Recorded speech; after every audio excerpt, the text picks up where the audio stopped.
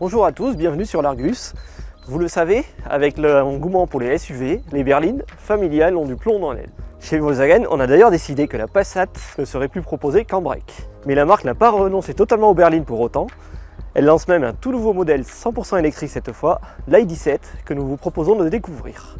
Nous vous avions déjà proposé une prise en main d'un prototype. À ce moment-là, l'i17 avait encore un camouflage. Cette fois, c'est fini le déguisement. On découvre les lignes en intégralité. l'i17 affiche un visage bien dans la continuité du reste de la gamme ID, avec un grand bandeau lumineux, des lignes fluides et ce pare-brise très incliné pour l'aérodynamique. Dans ce domaine, la carrosserie de berline garde d'ailleurs l'avantage sur les SUV, avec un excellent CX de 0,23, c'est le meilleur de toute la gamme ID. La grosse différence avec les autres ID, c'est de profil qu'elle se fait. l'i17 est un véhicule très imposant avec 4,96 m de long. C'est 18 cm de plus que l'ancienne Passat et c'est le même format qu'une Mercedes EQE. Jamais la plateforme MEB de Volkswagen, qui avait été lancée avec la compacte ID.3, n'avait été étirée à ce point. Cette ID.7 boxe donc plutôt chez les routières que chez les familiales. D'ailleurs, quand on compare avec Tesla, incontournable dès qu'on parle de berline électrique, le format est plus proche de la grande Model S que de la Model 3. On termine ce tour de la carrosserie à l'arrière où on retrouve un large bandeau lumineux comme sur le reste de la gamme ID. Le plus gros changement par rapport à la Passat, c'est donc l'arrivée d'un haillon. C'est beaucoup plus pratique qu'une malle et ça donne accès à un coffre vraiment très grand, 532 litres, c'est 100 litres de plus qu'une Mercedes EQE. On remarque aussi la présence de petites gâchettes dans la paroi du coffre, à la façon de certains breaks et SUV.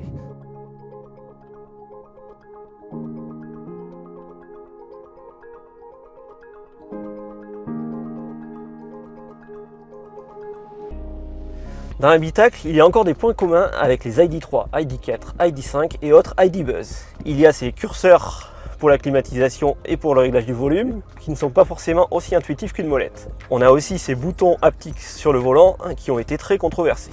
Côté différence, l'un principal saute aux yeux, c'est cet écran 15 pouces. Forcément, ça fait beaucoup penser à l'univers Tesla, surtout que la plupart des fonctions se commandent par là. Il faudra s'habituer aux multiples menus, mais l'ensemble est réactif et les possibilités sont innombrables. On peut par exemple régler finement le flux d'air des différents aérateurs. L'instrumentation numérique est également nouvelle. Elle paraît mieux intégrée qu'auparavant, mais elle est encore plus petite.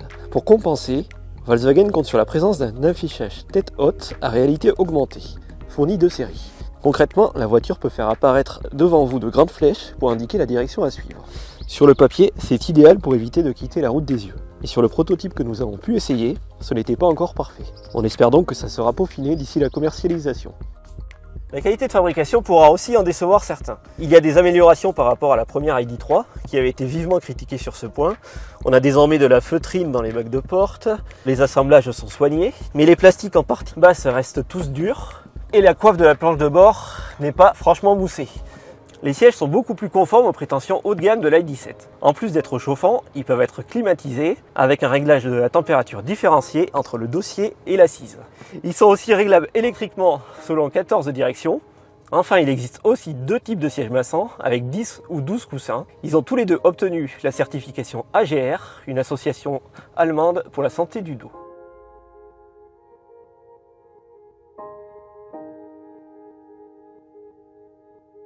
Les passagers arrière ne profiteront pas de tout ça, mais ils ne seront pas trop à plaindre non plus. L'empattement atteint ici 2,97 m, c'est 18 cm de plus que la Passat, qui était déjà réputée pour son habitabilité. Il y a donc de la place pour étendre les jambes, et la largeur au coude et aux épaules est de bon niveau aussi. Question garde au toit, c'est moins bien que certains SUV, mais pas de soucis avec mes 1,83 m. On appréciera aussi la présence de réglages de climatisation et de sièges chauffants pour les passagers extérieurs. Quant au grand toit vitré panoramique, il apporte beaucoup de luminosité et son opacité peut se régler électriquement. Comme souvent dans la catégorie, c'est surtout la place centrale qu'il faudra éviter. Il n'y a pas de tunnel pour gêner les jambes, mais le dossier est dur et la largeur est assez réduite.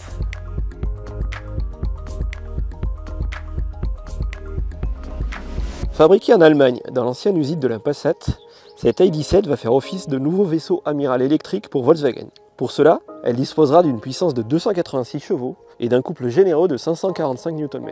Le tout est envoyé aux seules roues arrière par un tout nouveau moteur électrique. En plus d'offrir de belles performances, comme nous avons pu le vérifier lors de notre prise en main, ce nouveau moteur est annoncé comme plus économe en énergie que son prédécesseur. Des variantes 4 roues motrices à 2 moteurs sont également prévues en fin d'année, ainsi qu'un break en 2024. La première version commercialisée, l'i17 Pro, sera alimentée par une batterie de 77 kWh qui offrirait environ 615 km d'autonomie. C'est déjà le maximum qu'on peut trouver dans la gamme ID. Puis dans un deuxième temps, à l'automne, une i17 Pro S est prévue avec un accumulateur de 86 kWh. Cette fois, l'autonomie grimpera à 700 km. Cette version aura aussi une puissance de charge de 200 kW au lieu de 170 kW pour raccourcir les ravitaillements.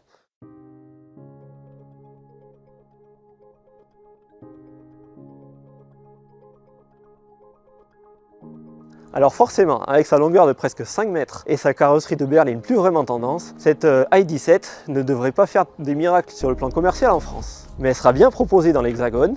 L'ouverture des commandes devrait avoir lieu au mois de mai pour des livraisons à l'automne. Son premier prix s'annonce assez élevé, il devrait démarrer entre 60 et 65 000 euros. On vous donne donc rendez-vous bientôt sur l'Argus pour découvrir les tarifs complets et un essai de la version de série. En attendant, restez connectés sur notre site, sur notre chaîne YouTube et sur nos réseaux sociaux.